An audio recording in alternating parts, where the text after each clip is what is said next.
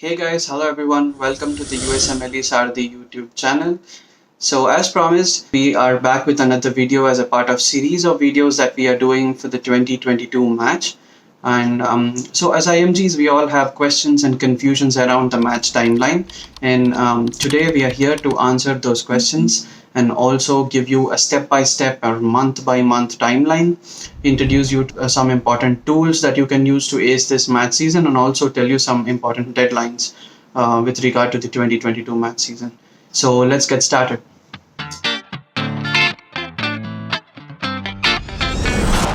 So what we have done is we have divided the season based on some important aspects and things that you will be doing throughout the match season. We will discuss details of each of these aspects as we go ahead in the video. But as an overview, so June 9th is the date when the ERAS tokens are out for the 2022 match season. So June 9, 2021 is when you can purchase and register for the ERAS token. And then comes the program search that typically applicants are into the program search from July to mid-September, and we will discuss in detail what tools and how you can use these tools for the program search. And next is the ERAS applications. You can start applying to the programs from September 1st. And after that is the interview season, and IMGs typically get interviews between October and up to mid of Jan. And then NRMP registration. NRMP registration, basically NRMP is a website where you have to register for the match and also where you put the rank order list. So there is an early and late deadline. We will discuss more about that.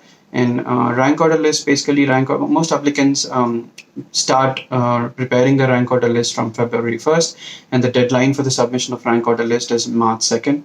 And then finally is the match week, which is the third week of March, that is 14th to 18th of March, and this is where you will know if you have matched and where you have matched. And then these are some important websites that you will be using. The ECFMG website, basically to purchase the ERAS token, and then AAMC website, that is where the most of ERAS website usually works, and then you start filling your application and everything into ERAS over there.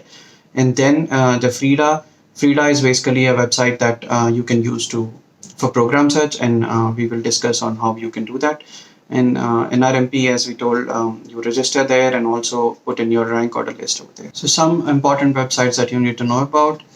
First off is the ECFMG, the Education Commission for Foreign Medical Graduates. So you all know about it when you applied for your STEP exams and all. And so basically it's like the Dean's Office for IMGs. And this is where you will have to purchase the ERAS token for the match. And then is the ERAS or AAMC website, that is the Electronic Residency Application Service. That is where you will enter your CV, personal statement, upload your LORs, and apply to the programs. And then the NRMP website, that is the National Resident Matching Program.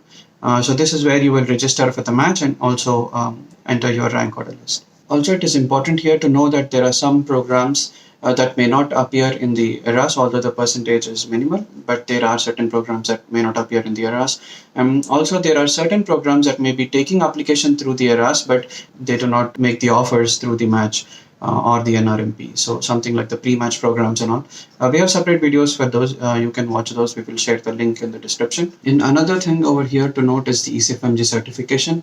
It is must for all IMGs to participate in the residency or fellowship programs. It may not be a must thing or a requirement when you apply, but it is required at least by the rank order list time. And then the requirements, the updated requirements for the ECFMG certification are Step 1, Step 2 CK, OET pass, and pathway approval, along with credential verification. And to finally summarize those three websites, ECFMG is a place where you obtain your residency token and then start researching for programs. And then after that, you will go to MyERAS, register the token, complete the application, and certify and submit to programs. You will apply to the programs in MyERAS. And then the NRMP, this is where you will register for the match and also submit your rank order list for the match. And then we will talk about the match season timeline. So this is a suggested timeline from our end. Minor things can vary depending upon individual applicant situation. But yeah, this is for the majority part. So April to June is where it's a good time to finish your exams, USMLE Step 1, Step 2 CK, and even OET now.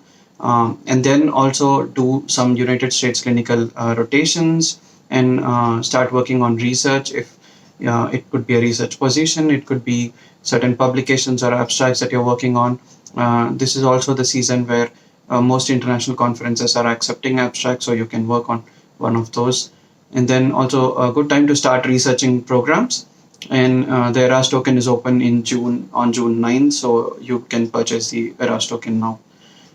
Then July, pretty much the same thing. You will continue to do some United States clinical rotations, research, but it is a good time to ask your attendings or someone you're rotating with to start uploading the LORs so that at least they can start working on them. Because you already took the token in June, they should be able to upload the LORs. And then it is also a good time to start working on the personal statement and ERA CV. Maybe some free writing, gathering information, data, and so that you can get started with your first draft. And ECFMG certification. So this is a lengthy process, a variable process for the time that it takes. We will discuss in detail on how much time it takes for each part of it, but it is a good time to start applying for the ECFMG certification in July. August, yes, you will continue to do USC research. You will, so you don't want to sit idle. You want to show programs that you are doing something clinically active. And then, if you haven't already applied for the ECFMG certification, now is a good time to start the process. So then September 1st is when you can start applying to programs, and September 29th is the deadline, and that is when programs can access the applications. So it's a confusion every year. Applicants keep asking if they should apply September 1st or wait until September 29th. It doesn't matter. Whenever you apply between this time, September 1st or 29th, it'll all appear the same to the program. So yeah, so it's a good thing to it's a good idea to apply maybe around 26th or 27th of September. So you have that 2 days of buffer left, and technical difficulties, if any they arise, you will have time to sort them out. And then October, November, the interview season typically starts in mid of October, and then it continues through Jan. So yeah, interview season starts here, and then you may want to continue to do USCE in an IMG friendly hospital or continue in a research position. So we don't know yet if the interviews are going to be virtual or in person. There is no confirmation on that. But the ACOG, American College of Obstetrics and Gynecology Society, has recommended that the OBGY programs conduct the interviews virtually this year. Likely that other programs will follow the same. And then getting into December, the interview season continues here. And then for someone who's aiming at H1B visa, this might be a good time to finish off step 3. And then Jan is where few, but you still can expect interviews coming in. And then NRMP registration deadline is here in Jan. That is without a late fee. And then February is when the interview season almost ends, and then you will start working on your rank order list. March 2nd is a rank order list deadline. That is, you will submit your rank order list on NRMP website. And March 14th is when you will know if you have matched, and March 18th you will know where you have matched and which program you have matched. And then here is the URL for the suggested timelines or deadlines by ECFMG AAMC website and the NRMP website.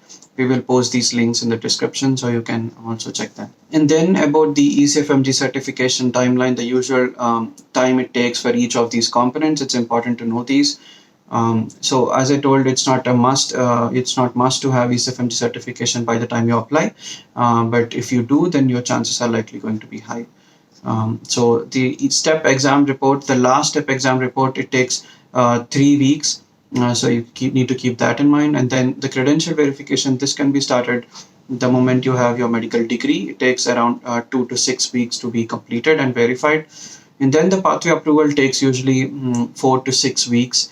But you can submit your letter of good standing even 90 days before you actually start the pathway application. The letter of good standing is for the pathway 1. So you can submit it 90 days before. So to make sure it is reads the ECFMG and they have verified it. And the OET scores, make sure to release them the moment you have the score. And then the bottom line is basically you need to start the process by August to avoid any last minute rush and be certified in time. And now we will show you where you can get your token.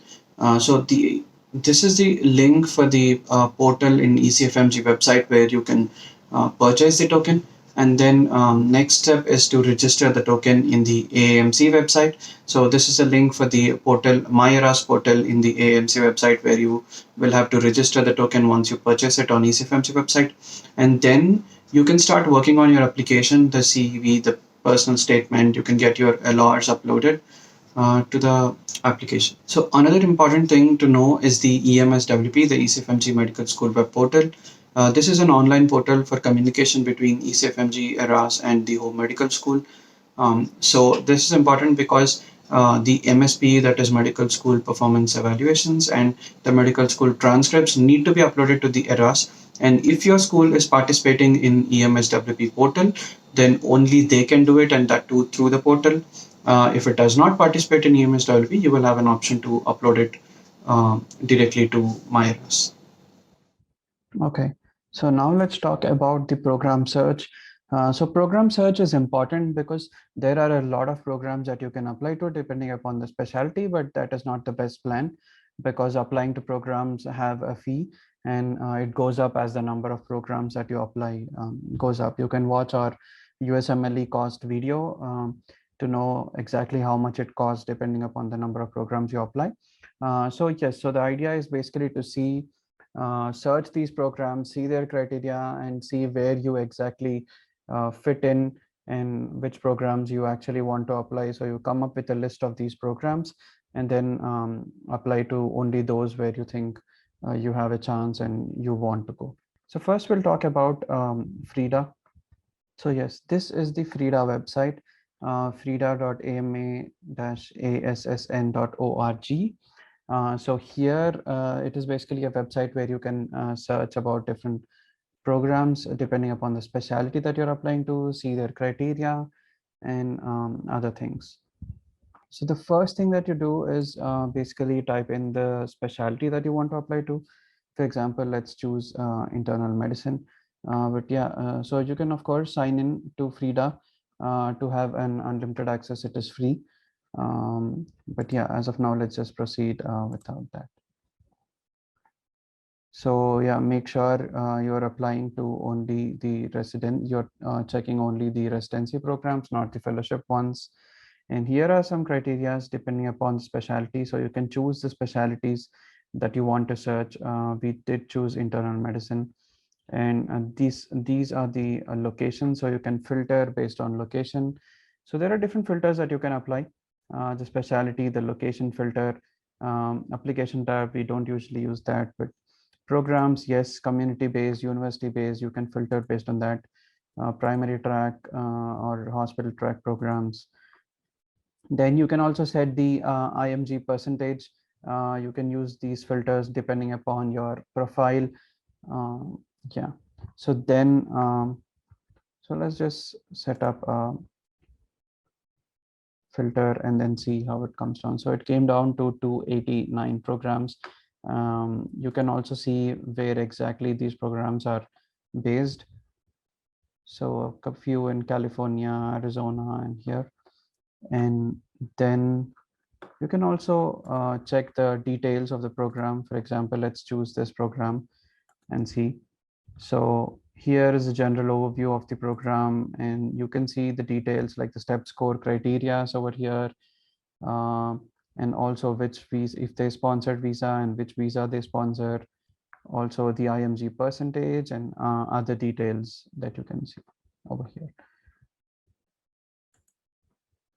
So yes, basically, so FRIDA is one of those resources that you can use for program search. It comes with its own limitation.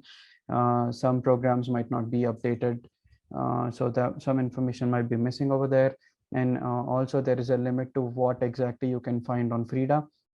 Not everything is found here. So that is where we actually have our own the Sardi website for our students. So that is also a place where you can use for the program search. So this is our USMLE Sarthi website for the program search and other tools that we have over here. So let me walk you through the features that it has. It is available to all our students that are enrolled in the match plan with us. So first, we need to create a profile. I have created a profile over here, basic details, visa requirements, course, USC, and other experience. After that, so you need to choose a specialty. So there are different specialties that we have, I mean, the program list for. So internal medicine, surgery, child neurology, OBGYN, transitional year, radiology, internal medicine, pediatrics combined, family medicine, pediatrics, neurology, psychiatry, anesthesiology, pathology, and the prelim programs. So let's choose internal medicine for now and see the list. So once the list is created, it is divided into best match. So the criteria exactly fits your profile, and others are possible extensions. That is possible match, difficult match. In this case, there were none, but there could be some depending upon the profile. And the other matches are those which could not be fit into either of these three.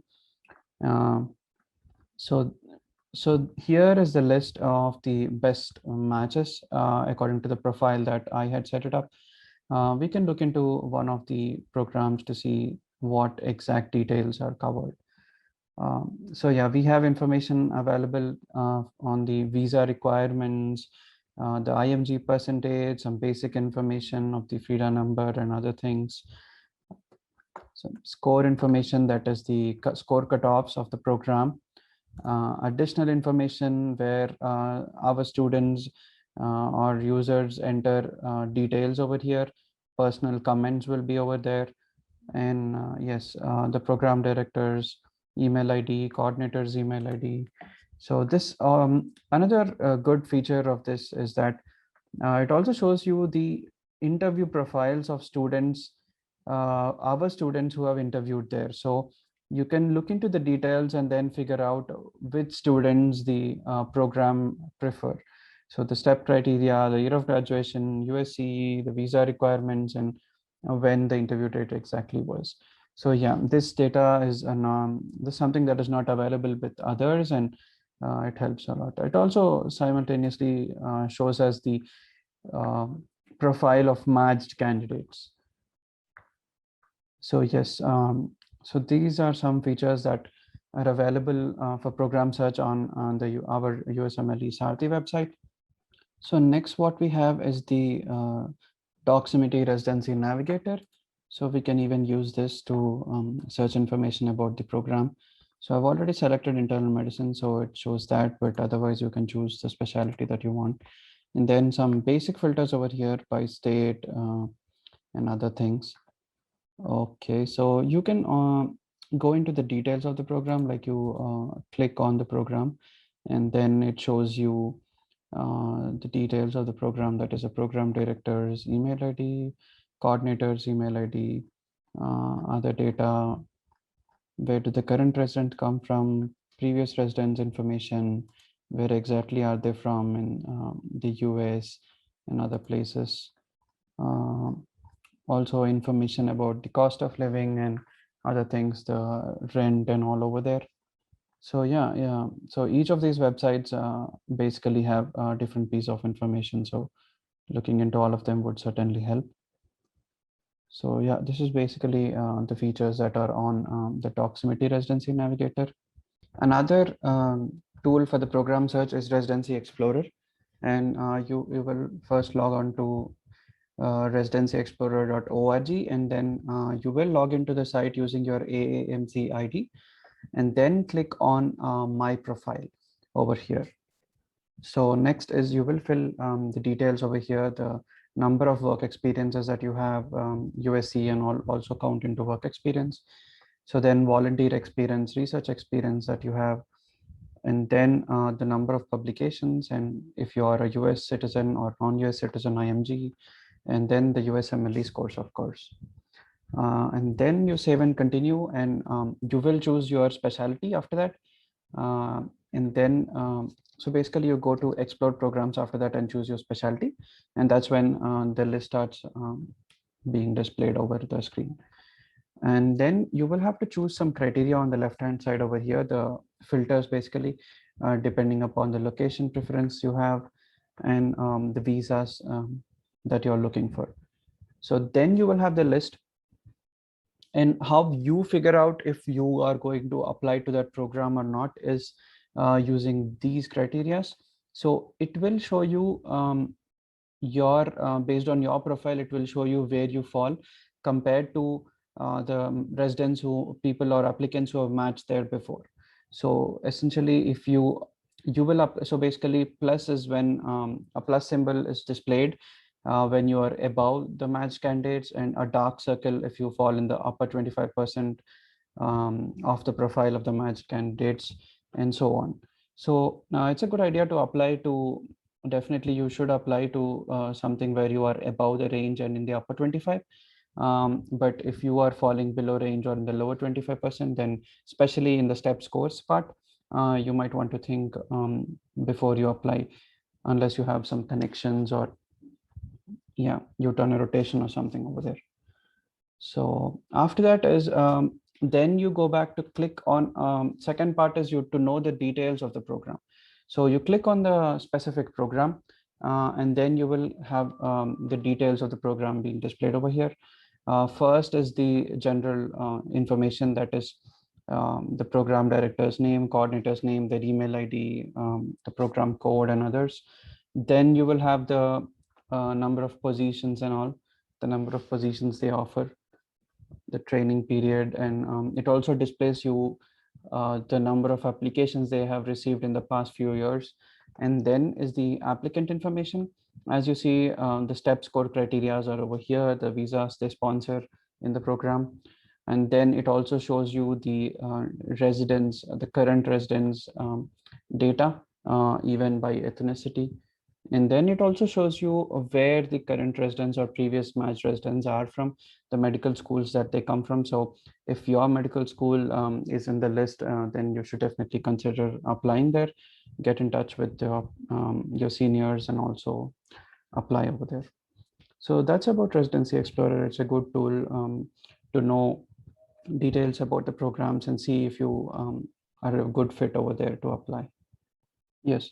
So once the program search is completed and you have the list of programs that you have decided you will apply to, next is applying to the program. So you can start applying September 1st, but programs will have access from 29 September for the 2022 match. And then you will have to certify and submit your ERAS CV application. And once you certify, you cannot make any other changes to it. And you have to decide on the number of programs. And each time you apply to a program, you will have to assign the personal statement and LOR separately. And yes, ERAS CV and personal statement are a very important aspect of your application. They are basically something that you can control, and that is your chance to stand out and also address any red flags if you have.